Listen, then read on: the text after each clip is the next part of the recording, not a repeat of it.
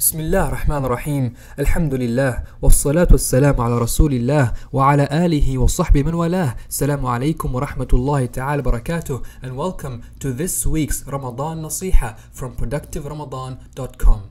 Today's episode, a new approach to good deeds.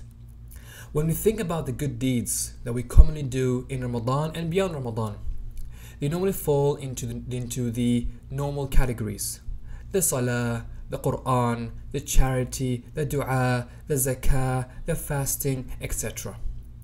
However, over time, when we start doing these good deeds over time, sometimes they build into becoming habits and not something that we do out of sincerity.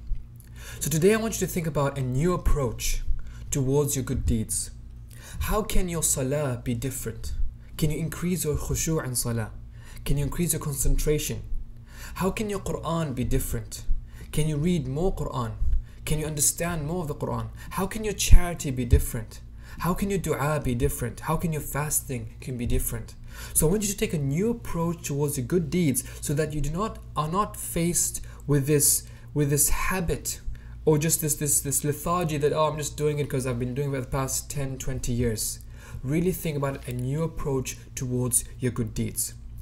And also I want you to think about new good deeds you can do.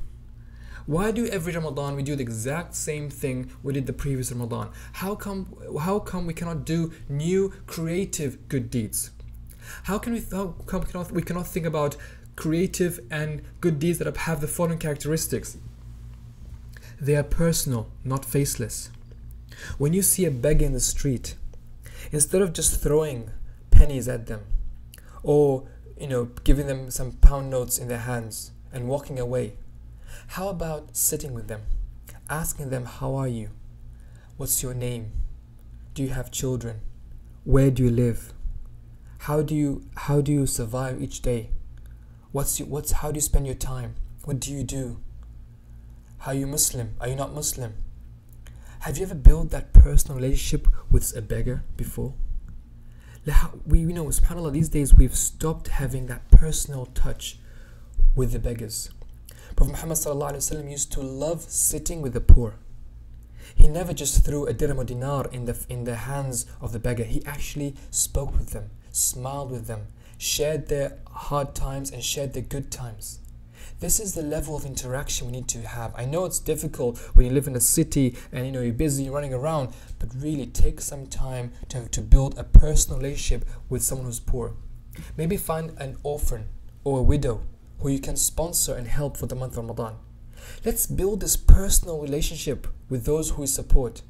It's good that we're helping charity organizations. It's good that we're helping our brothers and sisters around the world through amazing charity work with charity organizations. But also let's have some personal charity. People we know, people we have an input into their lives, people who really we have a direct effect on their life, inshallah.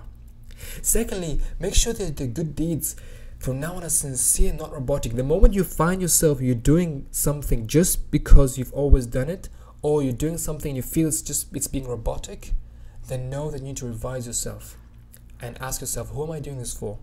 Am I being sincere? Why does this feel this doesn't feel right? How can I make it more sincere for Allah subhanahu wa ta'ala? Thirdly, improve and don't get stuck with traditions. What I mean by this is that sometimes, let's say you've been doing good deed every year. For example, you've been finishing the Quran every year, for example. How can you improve this good deed? Every year you should improve your good deed. You shouldn't get stuck with traditions. Let's say your family always sends nice iftar meal to your neighbor. How about inviting your neighbor this year? How about sending iftar meal to more than one neighbor? So how can you improve on family traditions or good traditions that really can help build great good deeds? We need creativity in our good deeds. Think of different ways you can do good deeds. Really, how many times have you actually sat down and brainstormed and rattled your brain? How I'm going to sit down, I need to think of different ways to do good deeds. Maybe a unique, creative good deed can be the reason for you to enter Jannah.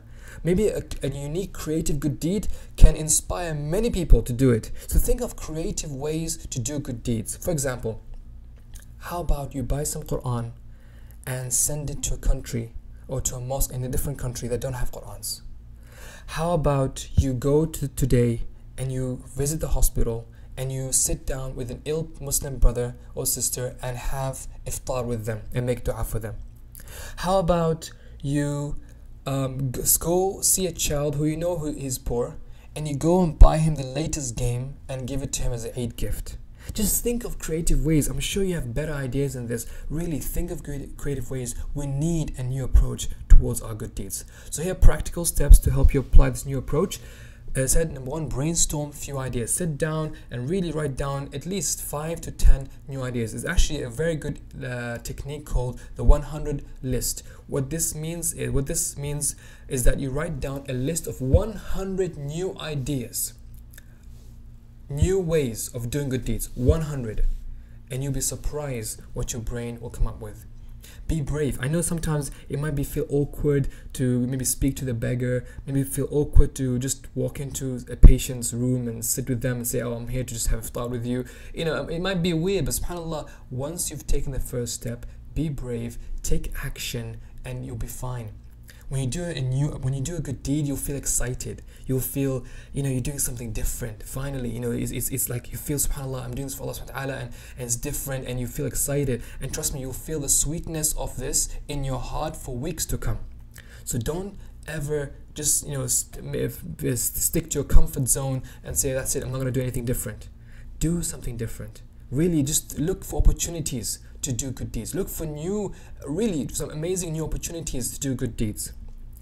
Have a weekly review of yourself. Have you done anything new this week? Or have you just been doing the exact same thing over and over and over again? Have you improved any of your worship? Have you improved any of your good deeds? Have you done something different? Ask yourself each week. Finally, remember who you're doing this for. You're doing this for Allah subhanahu wa ta'ala and Allah alone. So don't let shaitan trick you, and don't let shaitan trick you to boast, oh, by the way, I'm sponsoring so-and-so family, or I'm helping this orphan. You should never do that. Remember who you're doing this for. You're doing this for Allah subhanahu wa ta'ala. So keep it between you and Allah, and do this. If you do this, these new creative good deeds, make sure that they are between you and Allah subhanahu wa ta'ala. And if you have to involve people, involve those who are closest to you, so they can help you, inshallah. Finally, I invite you to one of the websites which we helped set up called 1000gooddeeds.com. It's currently run by another website called nanima.co.za from South Africa. It's a brilliant website called 1000gooddeeds.com. Every day they're posting one good deed you can do in each day, and the aim is to compile a list of 1,000 good deeds. So do visit the website and to get inspired of creative new ways to do good deeds. Inshallah you enjoyed this session, and assalamu alaikum wa rahmatullahi ta'ala wa barakatuh.